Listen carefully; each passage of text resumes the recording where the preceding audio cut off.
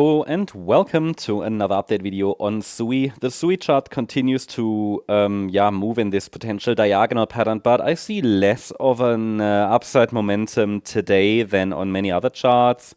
That might be because the price could still be caught in this B wave that we've been tracking. There's no change about it.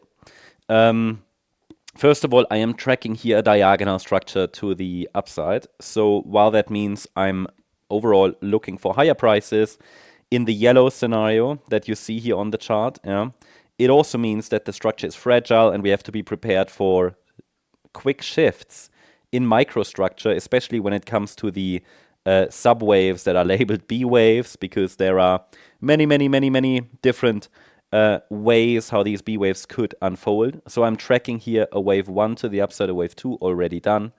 This was too weak for a third wave, so it was likely just the A wave of the third wave.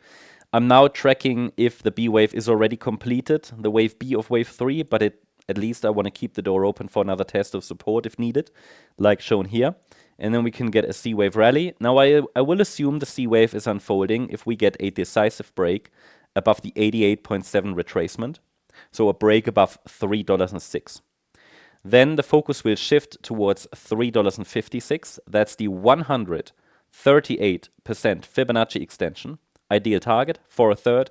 Then we can get a wave 4 and maybe a wave 5 to the upside. That would give me 5 waves up and would certainly be an interesting structure to deal with. And that would be the direct pathway higher in all 5 waves here if we really follow this diagonal pattern all the way to potentially, 376 overall, 391 in 5 waves.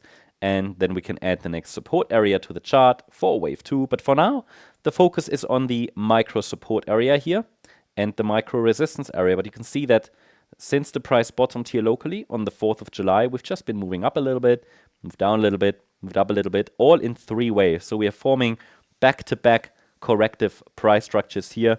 The breakout above the yellow line doesn't really help because there is not enough upside momentum and it feels like the bottoming structure wasn't really clean and the upside momentum isn't strong enough yet to say that the C wave has started to the upside. But overall, I think the levels are quite clear, and to make it very clear, I'm going to watch for higher prices as long as we're holding above $2.67, because it means that we could test support once more, like this. But I'm not going to be really bearish short term until we break below $2.67, because this is where support starts to break, where the floor starts to creak. That's the update on SUI. I hope you liked the update. If you did, please hit the like button, leave a comment, and subscribe. And if you really like the content, then please check out the channel membership. Thank you very much. Bye-bye.